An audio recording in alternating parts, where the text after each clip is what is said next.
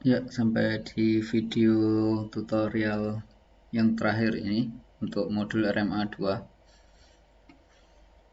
Jadi di video ini, di sesi yang ini kita akan belajar untuk membuat poin observasi dan mengambil data dari model ini. Fungsinya, fungsi untuk pengambilan data ini digunakan nantinya untuk validasi model. Jadi kita punya titik pengukuran arus di lapangan, kemudian ini hasil modelnya, kemudian kita nanti ambil di titik yang sama dengan pengukuran di lapangan, yang kemudian kita bandingkan bagaimana output di lapangan, output model ini dan data pengukuran lapangan. Nah, untuk membuat pengamatan itu kita pindah ke map data ini. Jadi di Project Explorer bisa di map data, kemudian kita klik kanan, new coverage.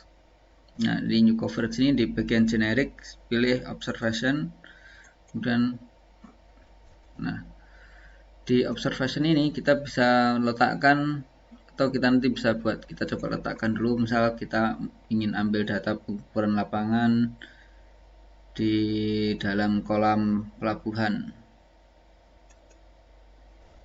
Nah, ini untuk pasang surut.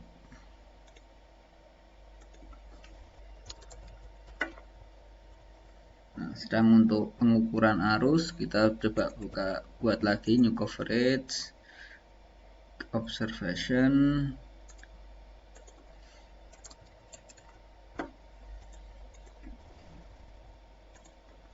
dan pengukuran arus diletakkan misal di sini. Oke. Nah, setelah itu kita coba ambil data pasang surut dulu di observation pasang surut. Kita pilih feature object, attribute, pakai yang modul mesh, kemudian pilih yang water surface elevation. Ini poinnya, ini koordinatnya, kemudian oke. Di sini titik pengukuran pasang surut tadi. Nah, untuk mengeluarkan datanya kita bisa pakai yang ini, plot wizard. Kemudian pilih time series. Next, pastikan yang dipilih mesh. Coverage-nya pakai pasang surut. Data select-nya kita pilih yang water surface elevation. Finish. Nah, karena ini masih berjalan baru 10 jam ya, jadi untuk datanya masih belum kelihatan pola pasang surutnya. Nah, tapi di sini muncul semua, di datanya muncul. Kita seperti ini, kita pindahkan ke water surface elevation, kita ulangi lagi, coba kita cek biar agar keluar tadi keluarnya 3 data sekaligus, ini biar keluarnya, jadi biar keluarnya tetap hanya satu data, pilih yang water surface elevation-nya di sebelum kita membuat outputnya. Pakai use active dataset. Datasetnya yang ini, water surface elevation. Nah, ini pola pasang surutnya dari jam 0 sampai 00 sampai 10. Dari timestamp 0 sampai timestamp 10. Kemudian untuk melihat data-datanya ini kita pakai klik kanan, kemudian view value. Nah, dari view value ini bisa kita copy ke Excel nanti. Kita klik semua ini, nanti kita copy ke Excel. Nah, hal yang sama juga nanti ketika kita sudah ketika pindah ke pasang data yang untuk kecepatan arus, kita pindah ke dataset velocity magnitude. Kemudian untuk map datanya pakai yang observasi yang arus, kemudian sama di atribut ini kita pindah ke velocity magnitude. Kalau sudah, kita buat weird finish. Nah, ini kecepatan arusnya. Oke, selain itu mungkin ada yang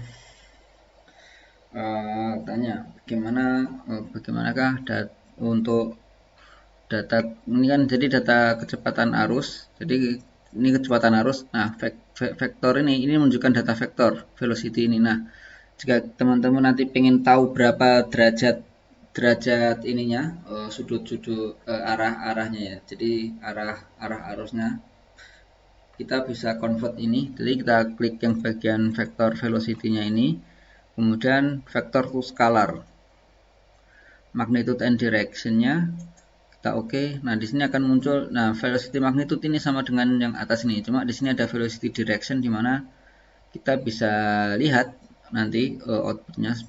Kita coba dulu ya, kita coba velocity direction, kemudian kita coba cek. Nah, ini arus, ini time step-nya ini adalah nilai arah arusnya bergerak ke arah mana. 0 adalah untuk utara, selatan 180, kemudian ini dalam derajat, seperti itu. Kita bisa view value-nya, kita copy ke Excel. Oke, demikian tutorial singkat untuk bagaimana kita membuat titik observasi point yang diperuntukkan untuk validasi model ini. Apakah model ini sudah sesuai dengan kondisi di lapangan, yang dibuktikan dengan nanti kita hitung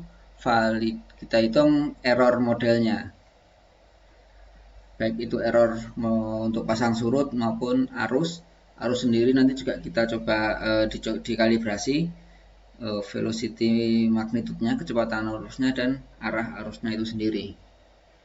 Selamat mencoba, silahkan dipraktekkan dengan data-data yang dipunyai. Mungkin untuk yang sedang tugas akhir atau tesis dan butuh tutorial ini. Untuk lebih lengkapnya, jika ingin ada yang ditanyakan, ada yang tidak jelas dari video ini, bisa kontak di email yang tertera. Terima kasih telah mengikuti sesi tutorial RMA 2 ini. Mungkin selanjutnya setelah ini, seperti yang kita lihat di menu di atas ini, setelah RMA 2 bisa RMA 4. Nah, mungkin di kesempatan lain kita akan lanjutkan ke RMA 4. Apa RMA 4 itu, fungsinya seperti apa, akan kita bahas, dan tutorialnya akan kita buat di video-video selanjutnya. Silahkan diikuti jika ingin berlatih untuk pemodelan arus dengan modul RMA 2 ini. Selamat mencoba, terima kasih. Kita berjumpa lagi di video tutorial RMA 4.